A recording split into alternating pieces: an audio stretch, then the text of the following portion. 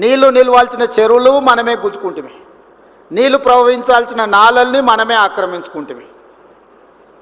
మరి నీళ్లు ఉండాల్సిన ప్లేస్కి మనం పోతే మనం ఉండాల్సిన ప్లేస్లకు నీళ్ళు వచ్చినాయి. మన కాలనీలకు మన ఇంట్లోకి నీళ్ళు వస్తున్నాయంటే మనమే కారణం. ఎవరు కారణము?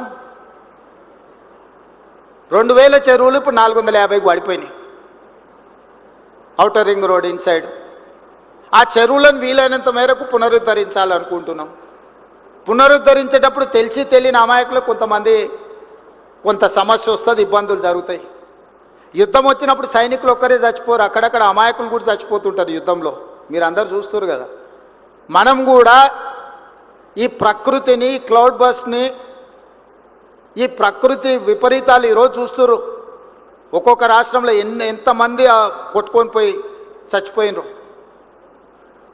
మేము కొన్ని దగ్గరలో అడ్డంకులు ఉన్న వాటిని తొలగిస్తే వాళ్ళని ఆర్థికంగా ఆదుకుంటాం అంటున్నాం. మీరు ప్రతిపాదన ఇవ్వండి అని చెప్పినాం. ఆ ప్రతిపాదనలు ఇవ్వరు.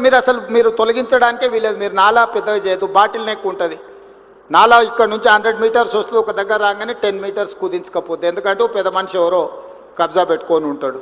అది తొలగిస్తే పెద్ద మనిషికి కష్టం. ఆ పెద్ద మనిషి పెట్టుబడి పెట్టి సోషల్ మీడియాలో కొంతమందిని మూకలను తయారు చేసి ప్రభుత్వానికి వ్యతిరేకంగా చేస్తున్న పనికి తప్పుడు ప్రచారం ఇస్తే మీరు కూడా దాన్ని తెలిసి తెలవక ఫార్వర్డ్ చేస్తారు. అది శివరాకరికి మళ్ళీ మీ వైపే వచ్చి మీకే తగులుకుంటుంది. అది దానివల్ల నాకేముంటుంది? ఒక నాలా ఎంక్రోచ్మెంట్ని తొలగిస్తే యాజ్ ఏ చీఫ్ మినిస్టర్ నాకేమన్నా వస్తుందా?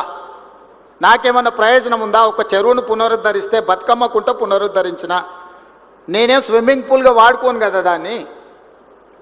ఆ ప్రాంత ప్రజలకు ప్రయోజనము.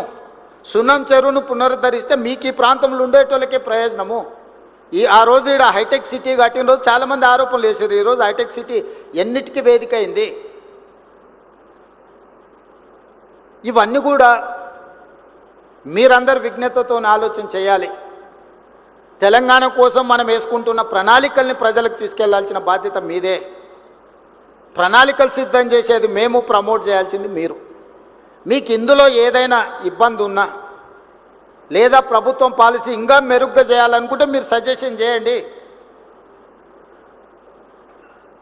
ఈరోజు టోనీ బ్లేయర్ నుంచి హైదరాబాద్లో చదువుకున్న విద్యార్థులు, world bank chairman Ajay Banga, Satya Nadella, Shantanu Narayen, Premji Watsa, all these 4 CEOs of the global కంపెనీస్కి మన హెచ్పిఎస్ స్టూడెంట్స్ వాళ్ళ నాలెడ్జ్ని మనకు షేర్ చేస్తున్నారు. They are on board.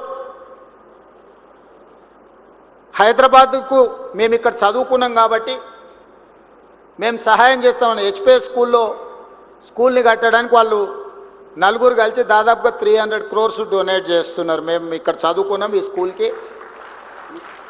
మేము డొనేట్ చేస్తామని వాళ్ళు ముందుకు వచ్చారు. దాని ల్యాండ్ కన్వర్షన్ ఉంటే అక్రాస్ ద టేబుల్ అది తెప్పించి నేను ఇమ్మీడియట్గా క్లియర్ చేసిన. ఇవన్నీ కూడా మన నగరాన్ని గొప్ప నగరంగా మార్చుకోవడం కోసమే కదా. ఇవన్నీ కూడా మీ అందరితో పంచుకోవాలన్నదే నా ఆలోచన. నాకు వేరే ఏం కోరికలు లేవు. కులీ కుతుబ్ షా ఏం తీసుకెళ్ళాలి, ఆయన కట్టిన చార్మినార్ ఇక్కడనే ఉండిపోయింది. గోల్కొండ రాజులు గోల్కొండ కట్టారు, వాళ్ళు ఏం తీసుకోవాలి, అది అక్కడనే ఉంది. ఔటర్ రింగ్ రోడ్ అంతర్జాతీయ ఎయిర్పోర్టు రాజశేఖర రెడ్డి గారు తీసుకెళ్ళాలి. చంద్రబాబు నాయుడు గారు అమరావతి పోయినా హైటెక్ సిటీ మన దగ్గరనే ఉంది. కోహినూరు డైమండ్ సంపాదించి ఇంట్లో పెట్టుకుంటే బ్రిటిష్ వాళ్ళు అక్కడికి తీసుకుపోయారు. సంపాదించింది ఎవడని తీసుకుపోతాడో కానీ సమాజానికి ఇచ్చింది ఎవ్వరు తీసుకెళ్లరు, ఇక్కడనే ఉంటుంది. ఆ మాత్రం జ్ఞానము, పరిజ్ఞానము, అవగాహన తెలంగాణ రాష్ట్ర ముఖ్యమంత్రిగా నాకుంది. నేను నిర్మించదలుచుకున్న ఫ్యూచర్ సిటీ 1000 ఏళ్ళైనా ప్రపంచానికి ఆదర్శంగా నిలబడే ఒక గొప్ప నగరంగా తీర్చిదిద్దుతా. రెన్యూబుల్ ఎనర్జీతోని అల్ట్రా మోడర్న్ సిటీని నేను డిజైన్ చేస్తా.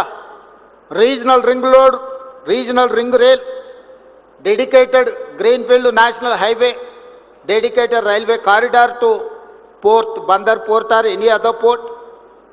ఇట్లాంటివన్నీ కూడా మెట్రో విస్తరణ, ఇవన్నీ కూడా భవిష్యత్తులో 100 ఏళ్ళు 1000 ఏళ్ళు అయినా నేను నచ్చిన వాళ్ళకు నేను నచ్చని వాళ్ళకు కూడా ఇది ఎవరు చేసిండ్రా అంటే పలానా రేవంత్ రెడ్డి ఉన్నప్పుడు చేసిండని. ఈరోజు కులి కుతుబ్ షాహీ మనకు నచ్చొచ్చు నచ్చకపోదు. నిజాం అంటే సగం మందికి భిన్నాభిప్రాయాలు ఉండొచ్చు. చంద్రబాబు నాయుడు అంటే సగం మంది అవుననొచ్చు కాదనొచ్చు. కానీ 100% హైటెక్ సిటీ ఎవరు కట్టిరా అంటే చంద్రబాబు నాయుడు కట్టిండని చెప్పాల్సిందే కదా.